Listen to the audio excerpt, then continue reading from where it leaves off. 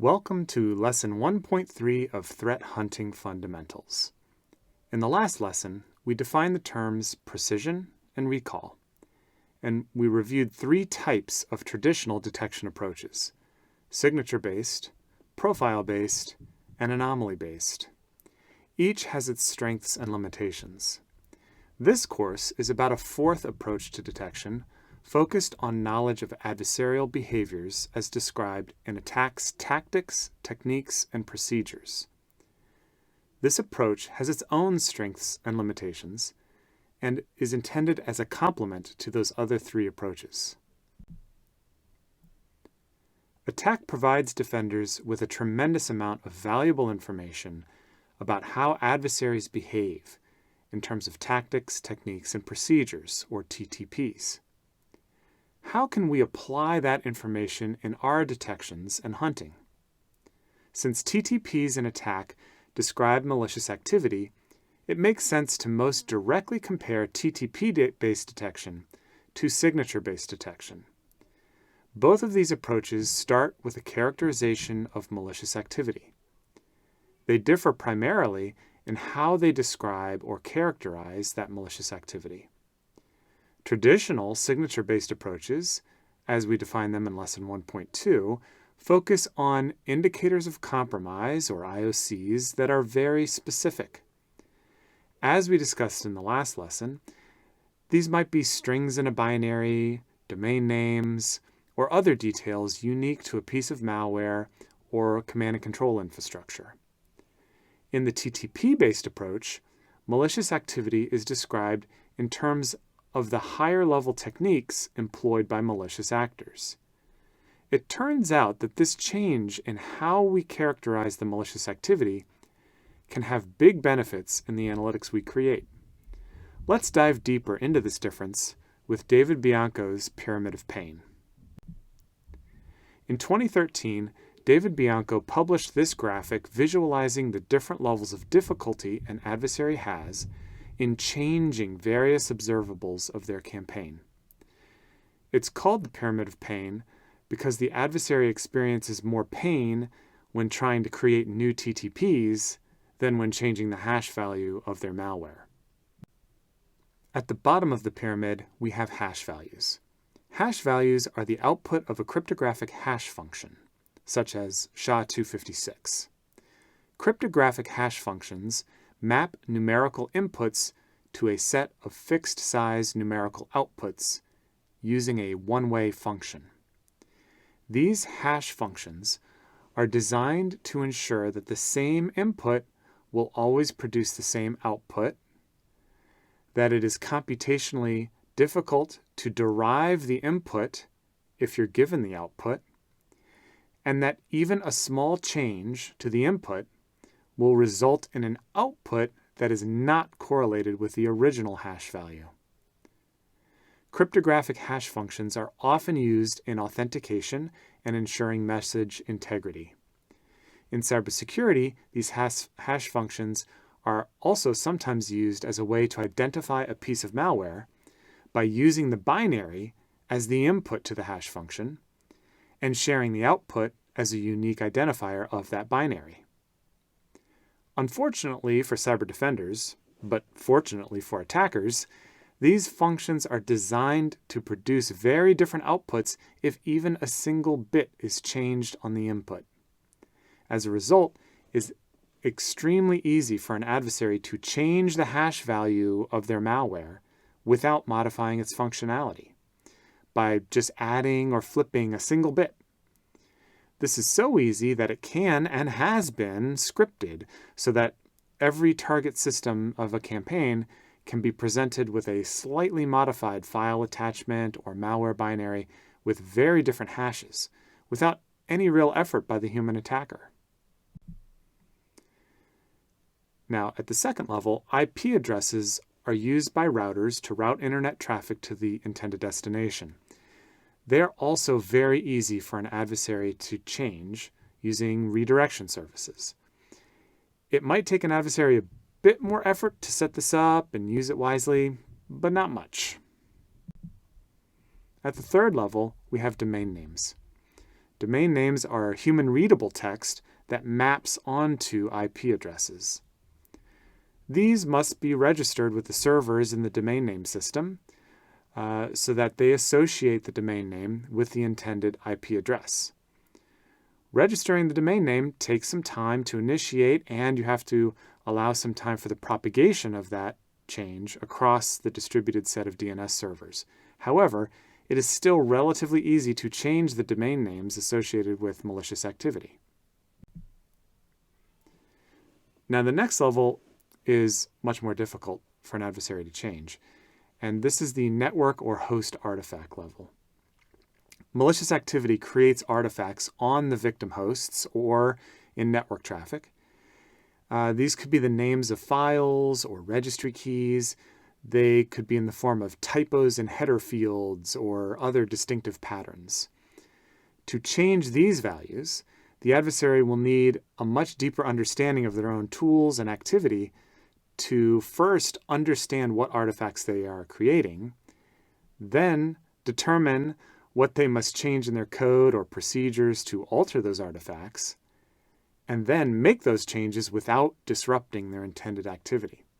So, for example, if an adversary wants to evade an analytic that detects a process creation with the string mimikatz, and they're using mimikatz, they would need to recompile the source with a new name.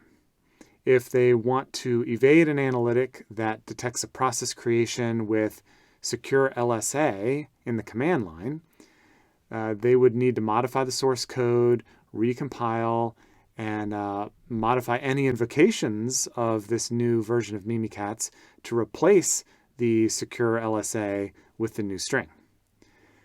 And secure LSA is just one of many strings in mimikatz that would need to be modified in order to evade this type of detection more broadly.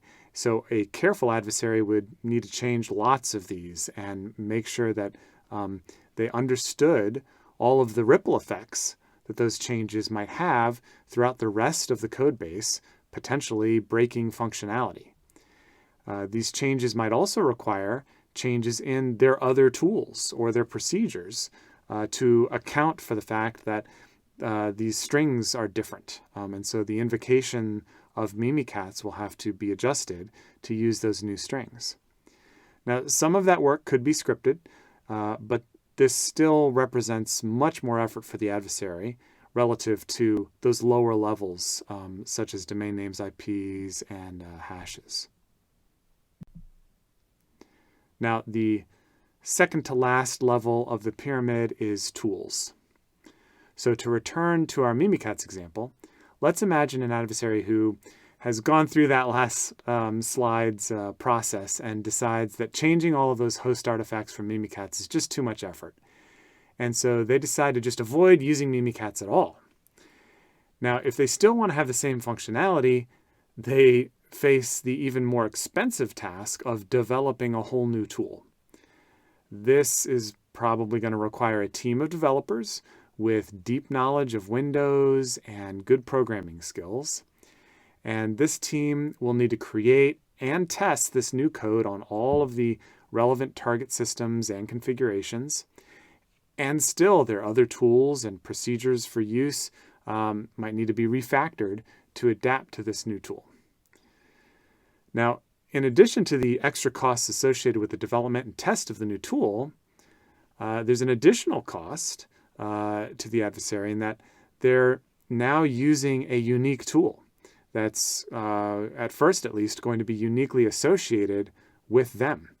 And so that increases their risk of attribution and the risk that defenders will be able to connect different intrusions across a broader campaign because of the use of this unique tool. Whereas if they were just using stock mimikatz, that's something that many different actors might be using. So that's an additional kind of cost to the adversary that wasn't present in the lower level indicators. Now, if this new tool is detected, and it surely will be at some point, then new host artifacts are likely to be discovered by the security researchers and shared amongst the defenders.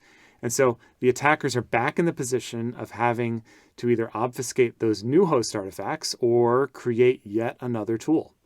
So for all these reasons, it's much more challenging for an adversary to evade detection at the tool level than the lower levels of the pyramid. Now we reach the pinnacle of the pyramid of pain: tactics, techniques, and procedures, or TTPs. These are the most difficult aspects of malicious activity for an adversary to change or create. While it's challenging to re-implement existing techniques to create a new tool, creating new techniques requires even deeper expertise in the target systems or protocols, and often extensive and expensive research. The option space here is also more limited at this level of the pyramid, since the new techniques must interact with the existing functionality of the target system, whether that's application APIs or operating system APIs, protocol specifications, or even lower level like CPU instructions or physical limitations of hardware.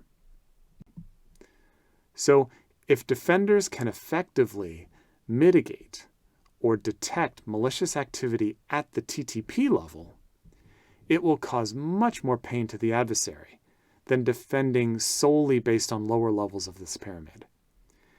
Because of the costs associated with developing new techniques and the constraints of interacting with the target system functionality, adversary TTPs don't change nearly as frequently as indicators of compromise lower on the pyramid.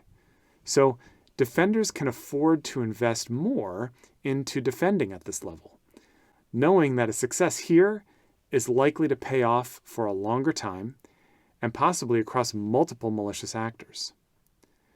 While mitigations and detections at all levels of the pyramid are useful, this course will focus on how to apply attack to hunting, and attack describes adversary TTPs. Although defending at this level can be difficult, we believe it's worth the effort. So if defenders can effectively mitigate or detect malicious activity at the TTP level, it will cause much more pain to the adversary than defending solely based on lower levels of this pyramid. Because of the costs associated with developing new techniques and the constraints of interacting with the target system functionality, adversary TTPs don't change nearly as frequently as indicators of compromise lower on the pyramid. So defenders can afford to invest more into defending at this level, knowing that a success here is likely to pay off for a longer time and possibly across multiple malicious actors. While mitigations and detections at all levels of the pyramid are useful, this course will focus on how to apply attack to hunting, and attack describes adversary TTPs. Although defending at this level can be difficult, we believe it's worth the effort. So, to summarize, signature-based and TTP-based approaches both describe malicious activity.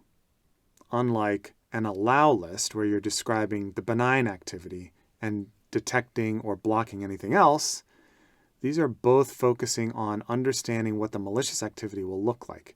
The difference is that signature-based approaches tend to focus lower on the pyramid of pain with their indications of compromise, and TTP-based is trying to focus at that top level to understand and detect those behaviors.